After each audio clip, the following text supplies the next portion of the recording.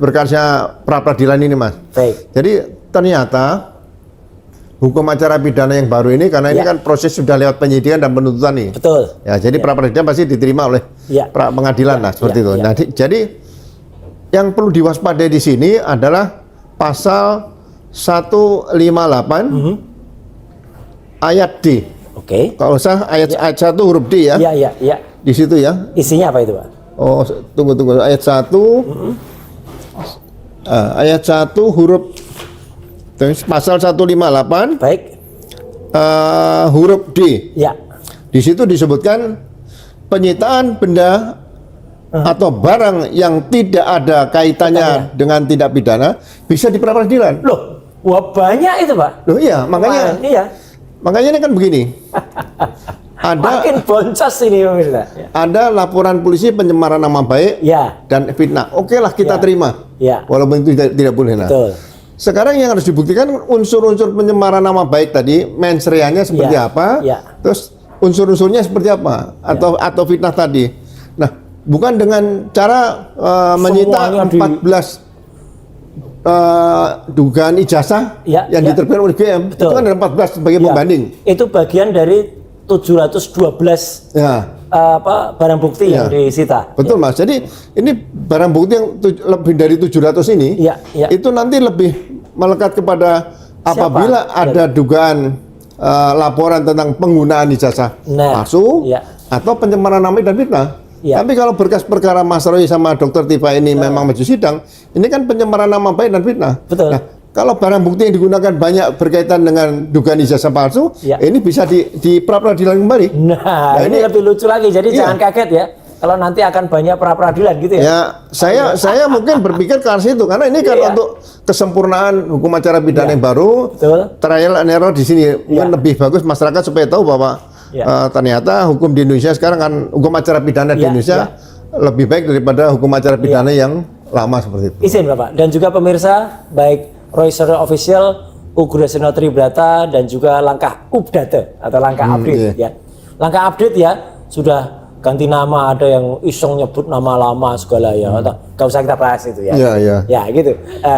Jadi Pak Ugro, kemarin itu ketika saya dan Dr. Tifa dan juga kemudian bersama dengan dua kuasa hukum ya, ada bersama saya dan Mas Refli Harun, ada juga Mas Gafur Sangaji, kemudian di sana ada juga Pak Al-Katiri, dan juga ada satu lagi ya gitu. Itu kemudian kita diperlihatkan dengan sampel barang-barang bukti.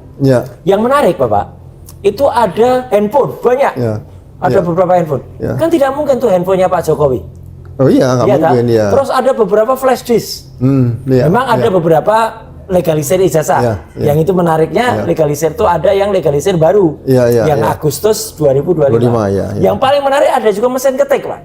Mesin ketik kuno tapi masih agak baru itu. Nah, ini hubungannya barang-barang itu apa, Pak? Kemudian dengan kasus ini. Kalau kemarin waktu tanggal 2 Juli kemarin dari Kamis ya. Betul. Saya ngikuti yang sidang perdana Dr. Tifa, pembacaan dakwaan tadi.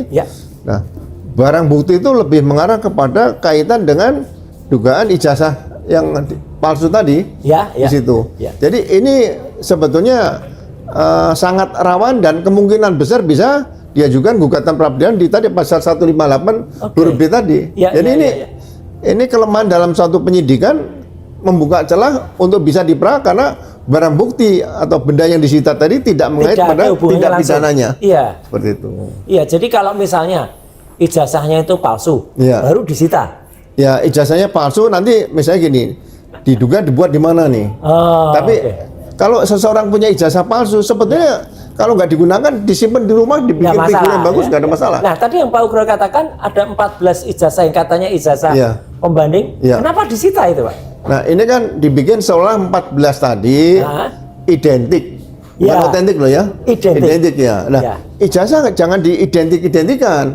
Yang identik itu tanda tangan rektor dengan tanda tangan yang saat penandatanganan itu identik nggak? Gitu loh. Bukan otentik nih. Betul, identik Terus kemudian huruf-hurufnya. Itu kira-kira huruf apa?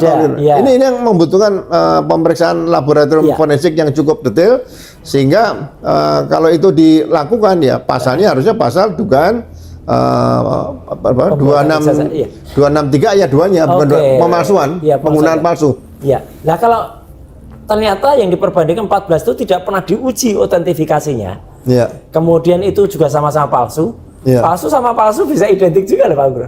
Loh makanya ini kan nanti sensitif gini. Jadi